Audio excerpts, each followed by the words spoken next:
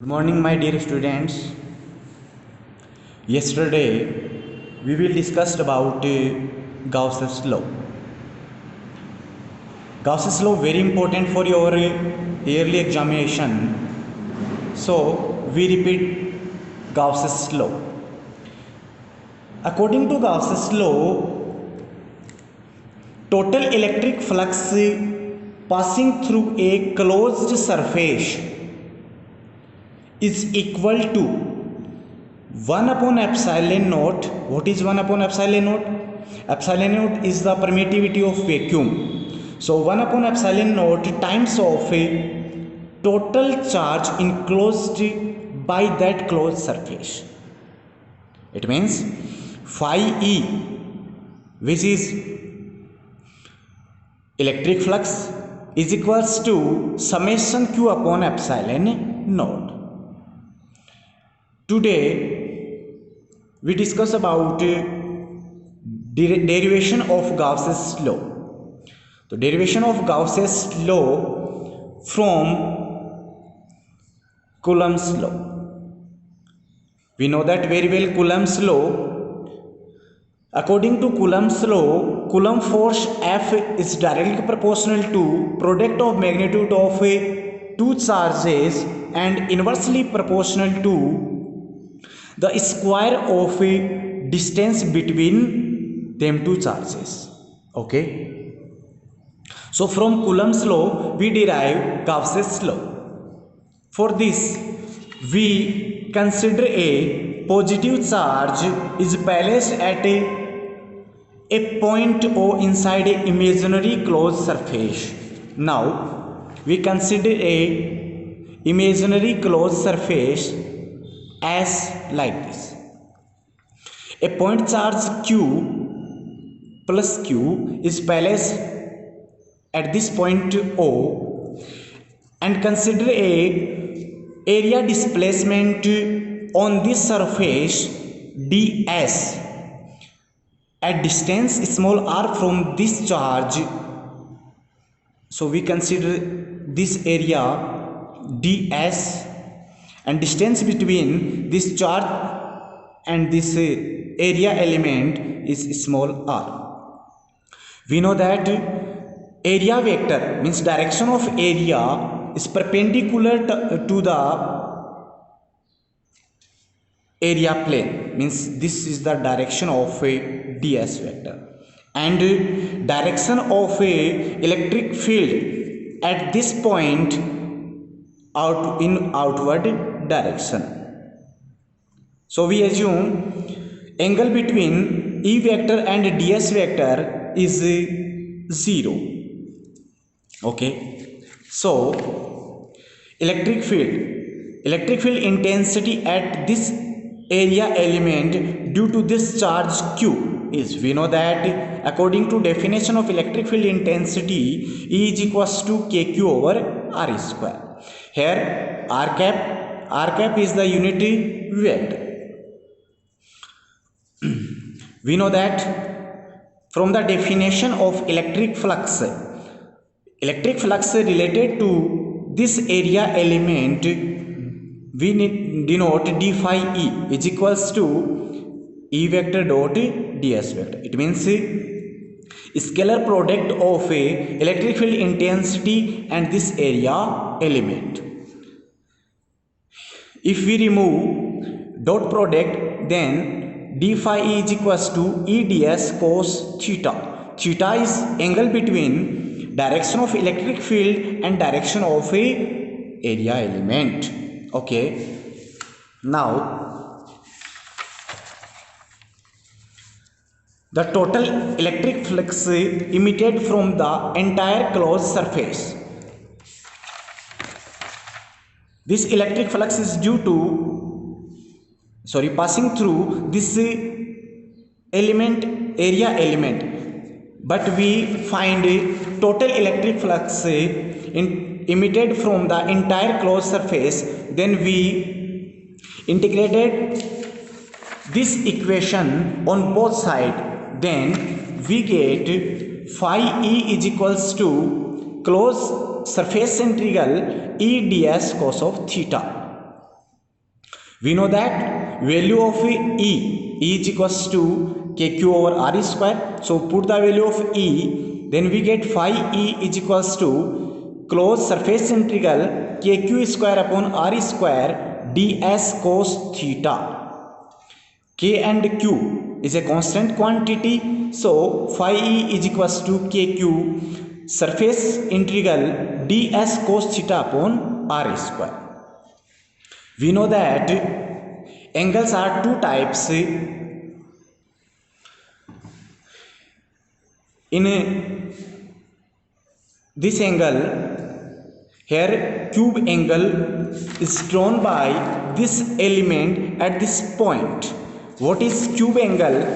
The angle is made by area element ds at point O is called cube angle. It is represented by d omega. So d omega is equals to, if angle between E vector and ds vector is theta, then d omega is equals to ds cos theta upon r square. Here are distance between point O and element ds. Since the cubic angle formed by a closed entire surface at a point inside the closed surface is closed integral d omega is equals to 4 pi. Okay, put this value in this equation. So from equation 2, phi E is equals to KQ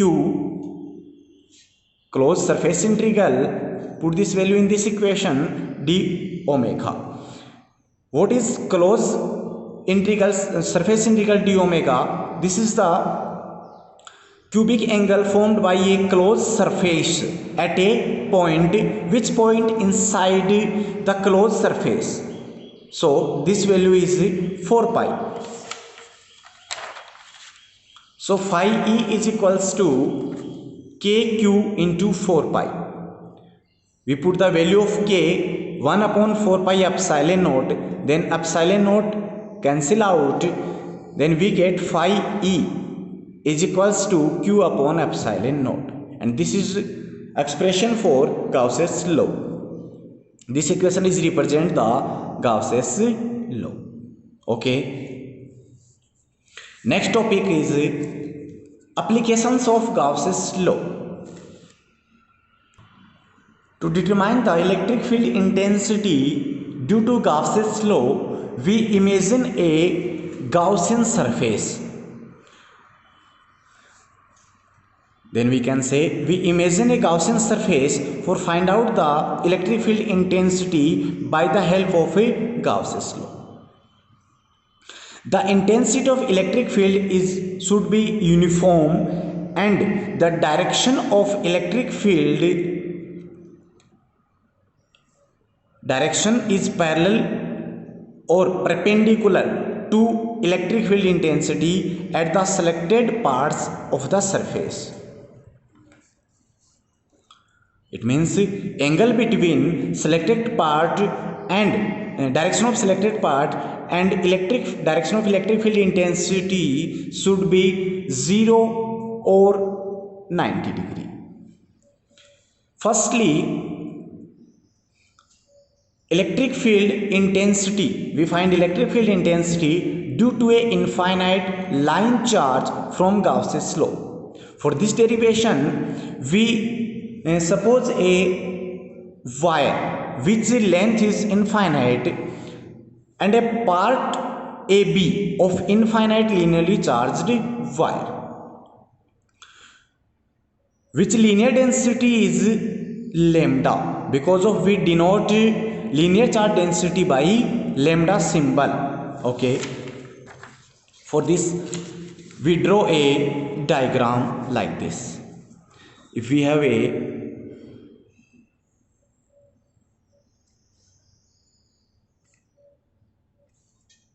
wire which length infinite and a part of this wire we assume AB.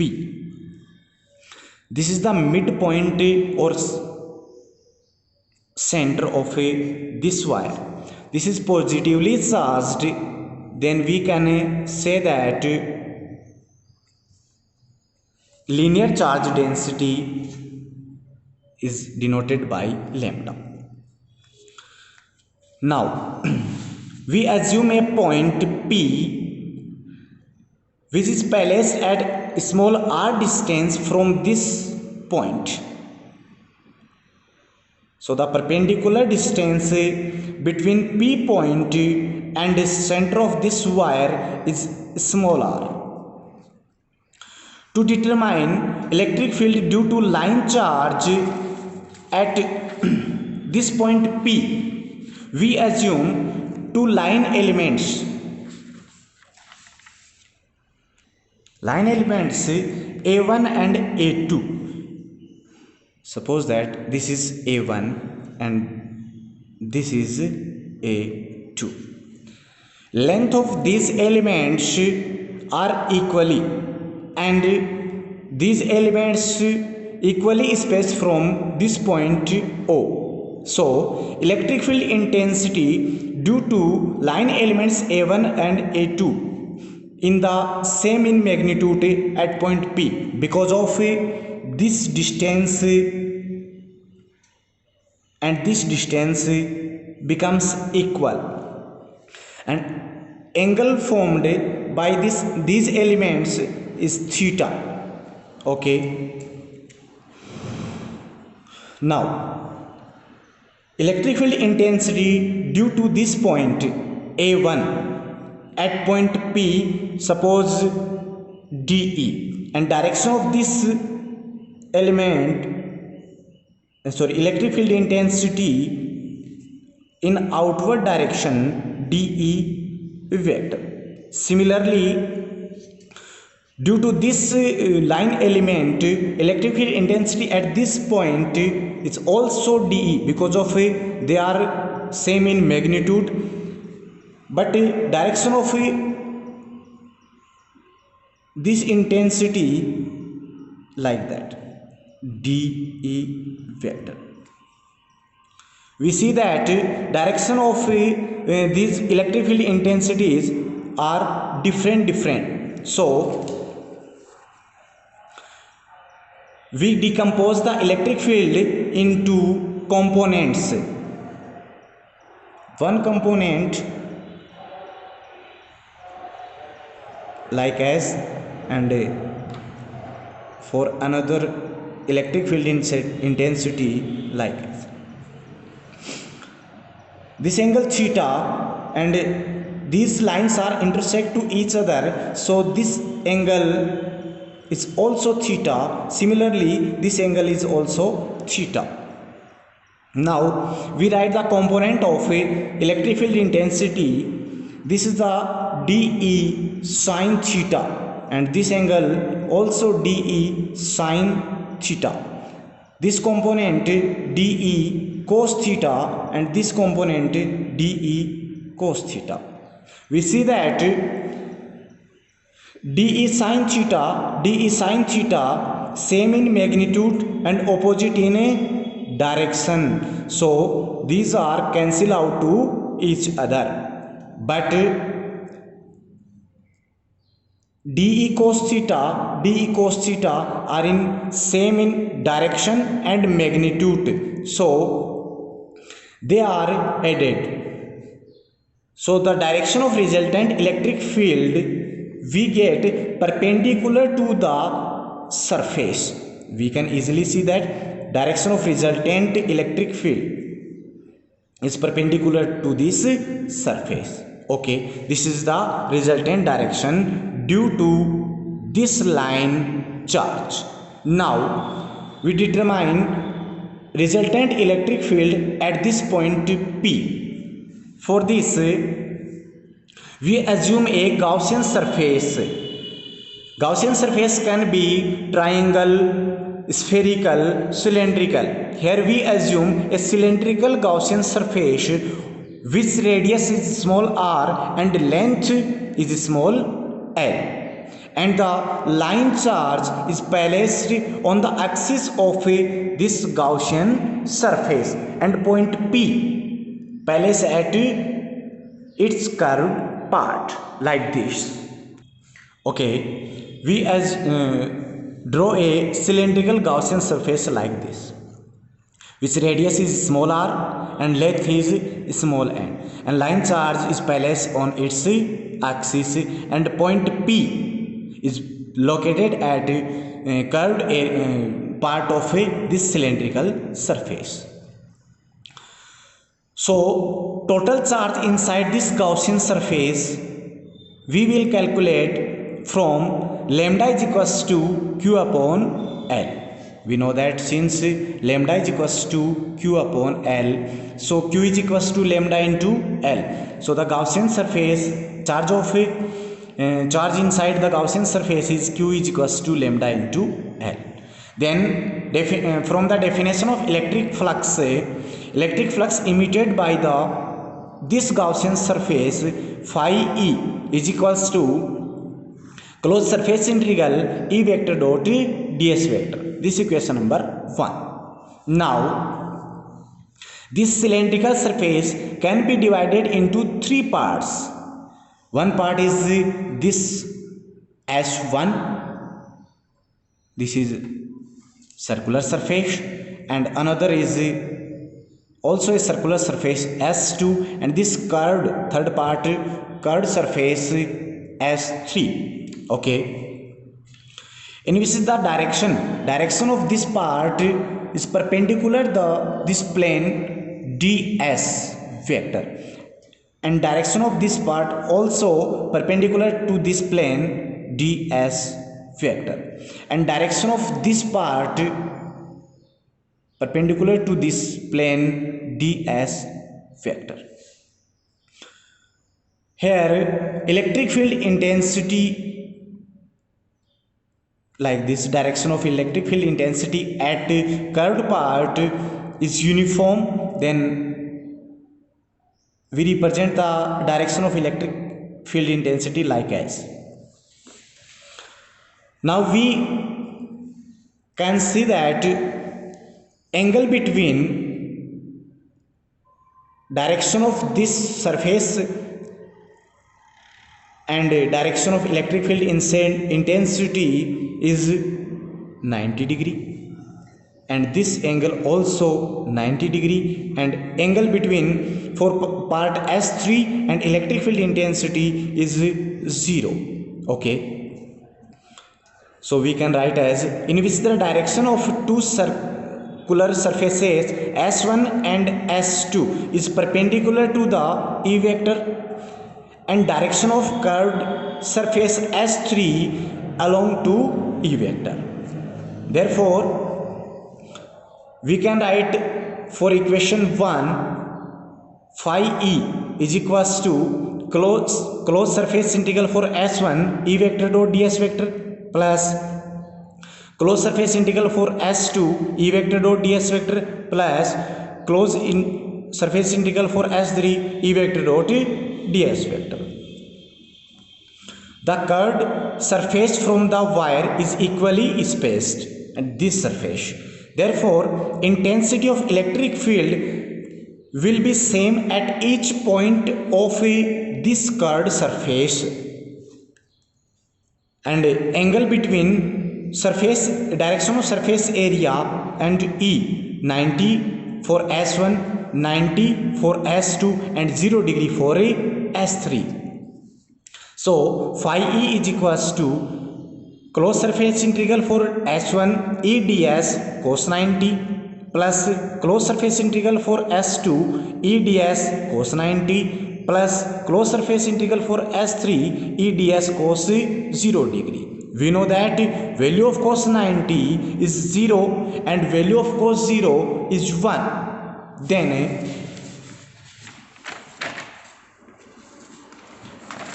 here this term is remain. So we can write phi E is equals to closed surface integral for S3 E ds. This equation number 2.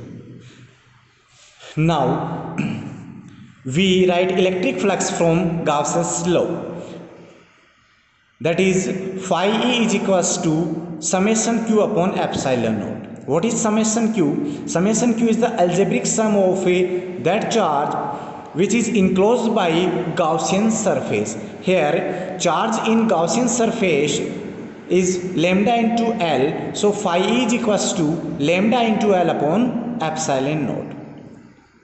This equation is represent the electric flux, and this equation is also represent the electric flux. So from equation 2 and 3, here E, electric field intensity, constant quantity. So E closed surface integral for S3 ds is equals to lambda into L upon epsilon naught. We know that area for curved surface for a cylinder, we know that 2 pi RH. Here H is replaced by L. So surface area of a curved surface for S3 surfaces, S3 ds is equals to 2 pi RL. So E into 2 pi RL is equals to lambda into L upon epsilon naught. E is equals to, this term is transferred to here, lambda into L, 2 pi RL epsilon naught. L to L cancel out, so we get E is equals to 2 lambda upon 4 pi epsilon naught R. This equation is multiplied by 2.